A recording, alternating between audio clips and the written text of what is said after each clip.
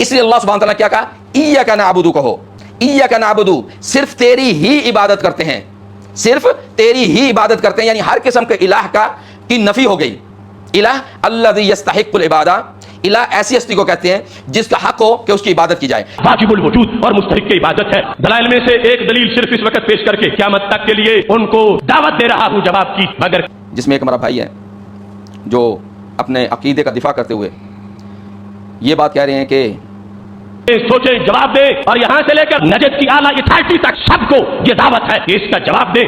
یہاں سے لے کے نجد تک سب کو یہ دعوت فکر دی جاتی ہے، اور وہ دعوت فکر کیا ہے کہ غیر اللہ سے بھی مدد مانگی جا سکتی ہے۔ بخاری شریف جلد نمبر 4، اس کی ایک دلیل ہم نے اپنے عقیدہ توحید سیمینار میں پہلی دلیل انہوں نے پیش کی تھی، اس کو سمجھیں۔ انہوں نے ایک حدیث پیش کی جو صحیح بخاری کی ہے، اور بالکل صحیح 4 مقامات پہ امام بخاری اس کو لے کر آئے، اور چاروں مقامات میں دیکھ لیں کہیں پہ بھی اس سے یہ مطلب نہیں لیا گیا کہ اس کے ذریعے سے مدد حاصل کی جائے گی۔ وہ صحابی نے چادر مانگی تھی جن کا نام حضرت عبد الرحمن بن عوف رضی اللہ تعالیٰ عنہ ہے، اختصار کرتا ہوں، چادر انہوں نے مانگی تو صحابہ نے تنقید کی، تم نے چادر کیوں مانگی؟ وہ حدیث کیا ہے جو انہوں نے حوالہ دیا 6036 صحیح بخاری کا؟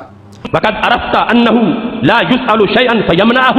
عبد الرحمن بن عوف رضی اللہ تعالیٰ عنہ ہے، وہ بہت امیر تھے، انہوں نے دیکھا اور انہوں نے کہا ما احسن یا رسول اللہ صلی اللہ علیہ وسلم فاکسونیھا، اے اللہ کے نبی کتنی پیاری ہے یہ، تو یہ آپ مجھے پہنا دیں یا مجھے دے دیں۔ بسم اللہ الرحمن الرحیم۔ الحمد للہ رب العالمین، الصلاۃ والسلام علی رسول الامین والعاقبۃ للمتقین، اما بعد فاعوذ باللہ السمیع العلیم من الشیطان الرجیم من ہمزہ ونفخہ ونفثہ، وَإِنَّ هَذَا الْقُرْآنَ يَهْدِي لِلَّتِي هِيَ أَقْوَمُ وَيُبَشِّرُ الْمُؤْمِنِينَ الَّذِينَ يَعْمَلُونَ الصَّالِحَاتِ أَنَّ لَهُمْ أَجْرًا كَبِيرًا رَبِّ اشْرَحْ لِي صَدْرِي وَيَسِّرْ لِي أَمْرِي وَاحْلُلْ عُقْدَةً مِّن لِّسَانِي يَفْقَهُوا قَوْلِي۔ پیارے دوستو، بھائیو بہنوں، سب کو اسلامی طریقے سے خوش آمدید کہتا ہوں۔ السلام علیکم ورحمۃ اللہ وبرکاتہ۔ یہ جو آیت آپ نے سنی ہے سورہ بنی اسرائیل، جس کو سورہ اسراء کے نام سے بھی جانا جاتا ہے، سورت نمبر 17 اور آیت نمبر 9 میں اللہ سبحانہ و تعالیٰ ہمیں واضح کر رہے ہیں کہ ان ھذا القرآن یہدی للتی ہی اقوم، یہ قرآن وہ راستہ دکھاتا ہے جو بالکل سیدھا ہے۔ ہمیں اپنا عقیدہ اس قرآن سے لینا ہے، اور یہی قرآن ہے جو ہمیں تمام ائمہ سے، تمام بزرگوں سے ہٹا کر ایک نبی محمد رسول اللہ صلی اللہ علیہ وسلم کی اتباع کی دعوت دیتا ہے۔ کچھ عرصے پہلے، کچھ دنوں پہلے ایک ویڈیو نظر سے گزری جس میں ایک ہمارا بھائی ہے جو اپنے عقیدے کا دفاع کرتے ہوئے یہ بات کہہ رہے ہیں کہ یہاں سے لے کے نجد تک سب کو یہ دعوت فکر دی جاتی ہے، اور وہ دعوت فکر کیا ہے کہ غیر اللہ سے بھی مدد مانگی جا سکتی ہے۔ دلائل میں سے ایک دلیل صرف اس وقت پیش کر کے قیامت تک کے لیے ان کو دعوت دے رہا ہوں جواب کی، مگر کبھی بھی جواب نہیں دے سکیں گے۔ یہ بخاری شریف جلد نمبر 4، اس کی ایک دلیل ہم نے اپنے عقیدہ توحید سیمینار میں پہلی دلیل انہوں نے پیش کی تھی، اس کو سمجھیں، سوچیں، جواب دیں، اور یہاں سے لے کر نجد کی اعلیٰ اتھارٹی تک سب کو یہ دعوت ہے کہ اس کا جواب دیں۔ یہاں پر میرے آقا صلی اللہ علیہ وسلم کا وہ فرمان موجود ہے، حدیث نمبر 6036 ہے، جو بخاری شریف میں 4 مقامات پر موجود ہے، جس میں نبی اکرم نور مجسم شفیع معظم صلی اللہ علیہ وسلم سے جب ایک صحابی نے چادر مانگی تھی جن کا نام حضرت عبد الرحمن بن عوف رضی اللہ تعالیٰ عنہ ہے، اختصار کرتا ہوں، چادر انہوں نے مانگی تو صحابہ نے تنقید کی، تم نے چادر کیوں مانگی؟ وقد عرفت انه لا يسأل شيئا فيمنعه، تمہیں پتہ بھی ہے یہاں سے منگتا خالی نہیں جاتا، تو تم نے چادر کا سوال کیوں کیا؟ صحابی نے اپنا عقیدہ بتایا، میں نے چادر کیوں مانگی؟ کہتے ہیں رجوت برکتها حين لبسها النبي صلی اللہ علیہ وسلم لعلی اکفن فيها، میں نے چادر برکت کے لیے مانگی ہے تاکہ مجھے اس کا کفن پہنایا جائے، قبر کی منزلیں آسان ہو جائیں۔ یا اس طرح کہہ لیں کہ اللہ کی مخلوق سے بھی مدد مانگی جا سکتی ہے، جیسے بھی اس کو جو بھی لفظ دے دیں۔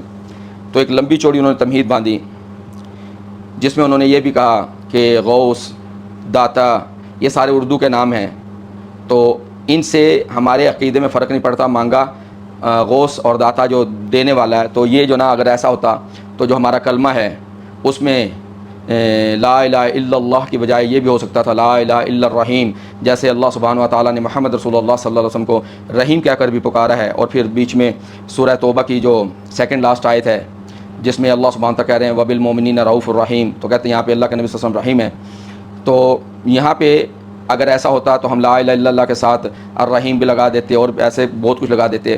تو سب سے پہلے کہ تمام دوستوں بھائیوں کو یہ دعوت فکر ہے کہ سب سے پہلے اس کلمے کے جو الفاظ ہیں جس سے انسان مسلمان ہوتا ہے اس کے ترجمے کو جانیں، اور یہ شیخ صاحب ہیں، عالم کہہ لیں، بھائی ہمارا، ان کو بھی چاہیے کہ سب سے پہلے لا الہ الا اللہ، الہ اور الا اللہ اس کا ترجمہ کر کے بتا دیں تو انشاءاللہ تعالیٰ تمام جتنے بھی اشکال ہیں وہ سارے دور ہو جائیں گے۔ الہ، اللہ سبحانہ تعالیٰ نے الہ کا لفظ کیوں ہمیں بتایا، محمد رسول اللہ صلی اللہ علیہ وسلم نے الہ سے متعارف کیسے کرایا، اور کیوں ہمیں یہ کہا کہ کہو لا الہ، کوئی الہ نہیں۔ الہ کو اگر عربی ہی میں اس کا ترجمہ کریں، سمجھنے کی کوشش کریں تو اس کا مطلب ہے الذی یستحق العبادہ، ایسی ہستی جس کا حق ہے کہ اس کی عبادت کی جائے۔ اب الہ محمد رسول اللہ صلی اللہ علیہ وسلم کے دور میں بھی بہت زیادہ الہ تھے، کئیوں کو الہ مانا جاتا تھا، اور آج کے دور میں بھی الہ کئیوں کو لوگوں نے الہ بنایا ہوا ہے۔ تو اس لیے اللہ سبحانہ و تعالیٰ نے الہ کی نفی کر کے یہ بتا دیا کہ عبادت کے لائق کوئی بھی نہیں۔ اور زیادہ جو باتیں چلتی ہیں آج کل، کیونکہ کئی لوگ ہیں درباروں پر جاتے ہیں، کسی زندہ پیر کے پاس جاتے ہیں اور وہاں پہ جا کے ان سے دعا کرتے ہیں۔ کسی سے دعا کروانا اس میں کوئی پرابلم نہیں ہے، دعا کروائی جا سکتی ہے، کسی زندہ اچھے عالم سے، کوئی متقی شخص ہے تو اس سے آپ دعا کروا سکتے ہیں۔ جیسے عمر رضی اللہ تعالیٰ عنہ نے عباس رضی اللہ تعالیٰ عنہ سے دعا کی درخواست کی تو اس پہ دعا کروائی جا سکتی ہے۔ لیکن یہاں پہ پرابلم کیا ہے، کسی سے دعا کرنا، تو یہ دعا یہ بھی عبادت ہے، یہ بھی عبادت ہے۔ اس کو سمجھنے کے لیے جب ہم سورہ مومن، جس کو سورہ غافر بھی کہتے ہیں، سورت نمبر 40 آیت نمبر 60، اس میں اللہ سبحانہ تعالیٰ کہتے ہیں وقال ربکم ادعونی استجب لکم، تمہارے رب نے کہا ہے ادعونی، مجھے پکارو، مجھ سے دعا کرو، میں تمہاری دعا قبول کروں گا۔ پھر اس کے بعد اللہ سبحانہ تعالیٰ نے ایسا جملہ رکھا جس سے ہمیں پتہ چل گیا کہ دعا بھی عبادت ہے۔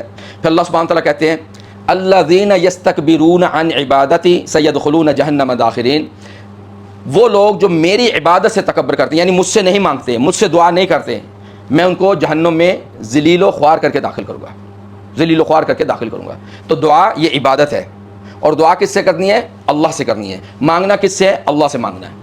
پھر اس کے بعد انہوں نے ایک حدیث پیش کی جو صحیح بخاری کی ہے، اور بالکل صحیح 4 مقامات پہ امام بخاری اس کو لے کر آئے، اور چاروں مقامات میں دیکھ لیں کہیں پہ بھی اس سے یہ مطلب نہیں لیا گیا کہ اس کے ذریعے سے مدد حاصل کی جائے گی۔ وہ حدیث کیا ہے جو انہوں نے حوالہ دیا 6036 صحیح بخاری کا؟ اس میں یہ ہے کہ ایک صحابی آتی ہیں محمد رسول اللہ صلی اللہ علیہ وسلم کے پاس، اور ایک چادر لے کر آتی ہیں جو لنگی ہوتی ہے، جس کو تہمد بھی کہتے ہیں۔ تو وہ کہتی ہیں یا رسول اللہ صلی اللہ علیہ وسلم اکسو کا، میں یہ تمہارے پہننے کے لیے لے کر آئی ہوں۔ تو اللہ کے نبی صلی اللہ علیہ وسلم فاخذھا، اس کو لے لیتے ہیں، اور آپ صلی اللہ علیہ وسلم کو اس کی ضرورت بھی تھی۔ تو اسی دوران جب اللہ کے نبی صلی اللہ علیہ وسلم نے وہ پہنی تو ایک صحابی نے جن کا نام عبد الرحمن بن عوف رضی اللہ تعالیٰ عنہ ہے، وہ بہت امیر تھے، انہوں نے دیکھا اور انہوں نے کہا ما احسن یا رسول اللہ صلی اللہ علیہ وسلم فاکسونیھا، اے اللہ کے نبی صلی اللہ علیہ وسلم کتنی پیاری ہے یہ، تو یہ آپ مجھے پہنا دیں یا مجھے دے دیں۔ تو اللہ کے نبی صلی اللہ علیہ وسلم فقال نعم، تو اللہ کے نبی صلی اللہ علیہ وسلم نے اقرار کیا کہ دے دیتا ہوں۔ جب اللہ کے نبی صلی اللہ علیہ وسلم اٹھے فقام، جب اللہ کے نبی صلی اللہ علیہ وسلم اٹھ کے چلے گئے تو لامہ اصحابہ، تو جو ان کے ساتھی تھے انہوں نے ان کو ملامت کیا اور کیا کہا ما احسنتا، یہ تو نے اچھا نہیں کیا، ہی نہ رائیتا نبی صلی اللہ علیہ وسلم، جب کہ تو نے دیکھا محمد رسول اللہ صلی اللہ علیہ وسلم نے اخذھا، کہ اس کو لیا، کہ آپ صلی اللہ علیہ وسلم کی اس کی ضرورت بھی تھی، اور تم یہ جانتے ہو کہ اللہ کے نبی صلی اللہ علیہ وسلم سے جب کوئی چیز مانگی جائے تو آپ صلی اللہ علیہ وسلم نے کبھی بھی اس کو منع نہیں کیا۔ تو اس پہ عبد الرحمن بن عوف کہتے ہیں رجوت برکتھا، میرا جو ارادہ تھا وہ اس کی برکت سے تھا، جبکہ اللہ کے نبی صلی اللہ علیہ وسلم نے اس کو پہن لیا تھا، یعنی ایک چیز اللہ کے نبی صلی اللہ علیہ وسلم نے پہن لی تھی تو اس کے برکت کے لیے جو ہے میں نے مانگ لیا تھا۔ اب یہ جو برکت ہے، یہ برکت جو ہے نا وہ ایسی ہے، وہی مطلب ہے جو ہم اردو میں برکت کا مطلب لیتے ہیں۔ اس برکت سے کہیں بھی یہ نہیں پتہ چلتا کہ یہ برکت جو ہے نا یہ مدد ہوتی ہے، اس کا کسی نے بھی ایسا ترجمہ نہیں کیا۔ اور پھر انہوں نے کہا لعلی اکفن فیہا، اور مجھے یہ امید ہے کہ مجھے اس میں ہی دفن کیا جائے گا، اسی کا کفن مجھے دیا جائے گا۔ تو یہ انہوں نے امید ظاہر کی اور انہوں نے برکت کے لیے لیا۔ نتیجہ کیا ہوگا؟ کہتے ہیں فَإِنَّهَا مَسَّتْ، اس نے چھوا ہے، اس چادر نے کس کو؟ جسدہ الشریف، میرے محبوب کے پرنور جسم کو۔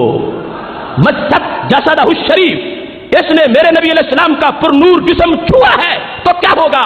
کہتے ہیں فَيَكُونُ سَبَبًا لِدَفْعِ الْعَذَابِ، یہ دفع عذاب کا سبب بن جائے گی، دفع عذاب کا سبب بن جائے گی۔ کہ یہ محمد صلی اللہ علیہ وسلم کا خاصہ ہے، اور اگر ایسے جسم کے ساتھ کسی چیز کی برکت ہو جائے تو محمد رسول اللہ صلی اللہ علیہ وسلم کے بعد ابو بکر رضی اللہ عنہ سے بڑھ کے کوئی صحابی نہیں. خلفاء راشدین ابو بکر، عمر، عثمان، علی رضوان اللہ علیہ مجمعین، حسن حسین رضوان اللہ علیہ مجمعین، ان سے کسی نے برکت کے لیے چادریں نہیں لی، ان کے کپڑے نہیں لیے. یہ خاصہ تمام صحابہ رضوان اللہ علیہ مجمعین جانتے تھے کہ یہ خاصہ محمد رسول اللہ صلی اللہ علیہ وسلم کا ہے، کہ آپ نے جو قمیض پہنی تھی اس قمیض کا ایک مرتبہ کفن دیا تھا کس کو؟ منافق عبداللہ بن ابی کو، صرف اس لیے کہ ان کے لیے تھوڑی سی تخفیف ہو جائے، آسانی ہو جائے، نہ کہ اس سے مدد کیا ہے. پھر انہوں نے خود کہا.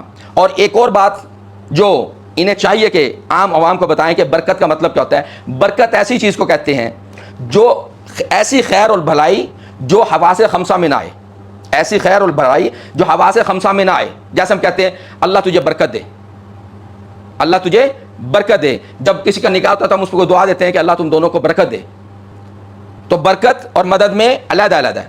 اگر صرف سورہ فاتحہ کو اچھے طریقے سے سمجھ لیا جائے تو ہمیں بات سمجھ میں آ جائے گی کہ مدد کہتے کس کو ہیں، مدد لینا کہتے کس کو ہیں. اب سورہ فاتحہ میں ہے اللہ سبحانہ تعالیٰ نے سارے دروازے بند کر دیے، اور سورہ فاتحہ کو ام الکتاب، فاتحۃ الکتاب کیوں کہا گیا؟ صرف اس لیے کہ یہ ام الکتاب، یہ اصل جڑ ہے، اس میں اصل عقیدہ ہے، پوری کتاب کا نچوڑ ہے، یہ عقیدے کو، اس کتاب کو کھولنے والی ہے. تو اس لیے اللہ کے نبی محمد رسول اللہ صلی اللہ علیہ وسلم کے اوپر جب قرآن اترا تو سب سے پہلے، حالانکہ پہلی سورہ فاتحہ نہیں ہے، لیکن اللہ سبحانہ تعالیٰ نے سورہ فاتحہ کو سب سے پہلے رکھوایا. اور اس میں کیا رکھا؟ دو ایسے جملے ہیں، ایاک نعبد و ایاک نستعین. اگر ایسے کہہ دیا جاتا کہ نعبد کا و نستعین کا تو بات پھر بھی سمجھ آ رہی تھی، لیکن اس سے دروازے کھل جاتے کہ یہاں پہ حصر یعنی ہی کا مفہوم نہیں آ رہا. نعبد کا و نستعین کا، ہم تجھ سے تیری عبادت کرتے ہیں اور ہم تجھ سے مدد مانگتے ہیں.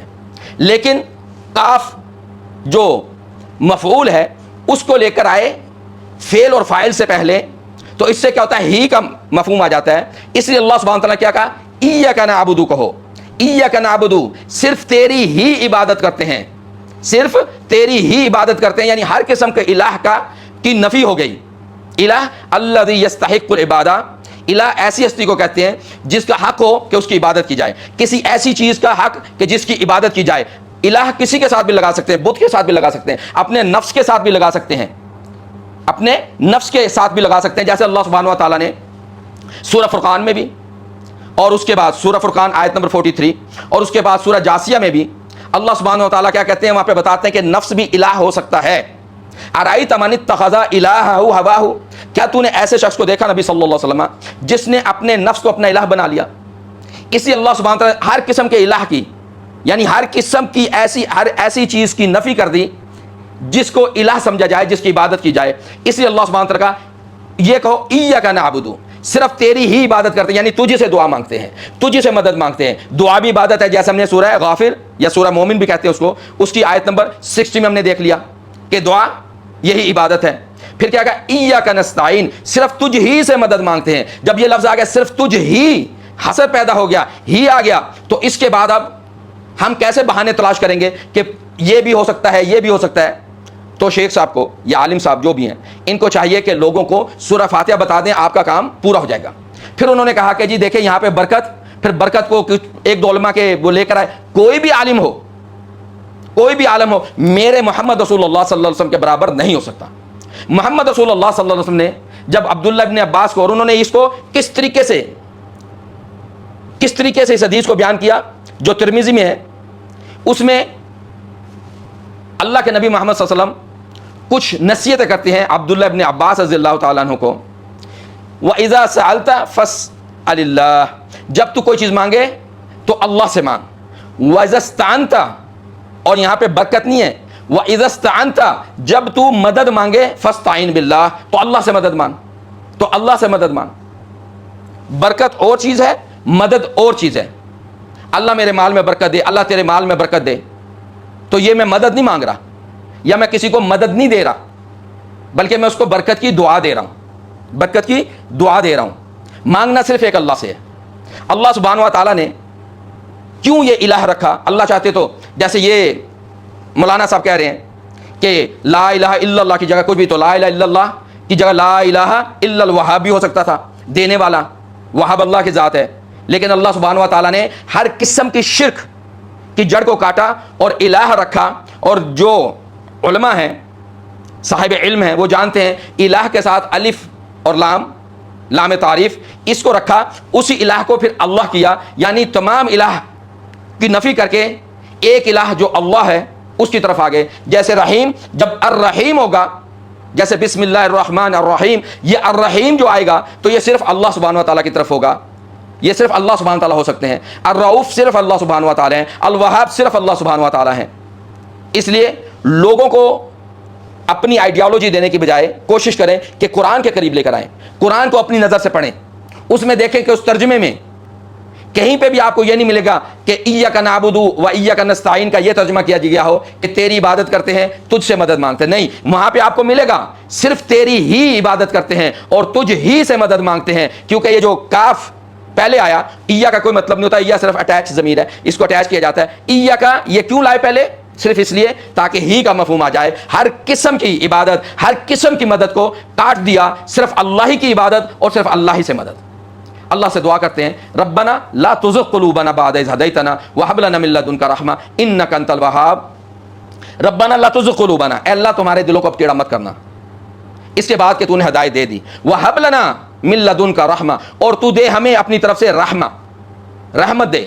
انك انت الوهاب، بلا شبہ کہ صرف تو ہی دینے والا ہے. اقول قولی ھذا واستغفر لي ولکم.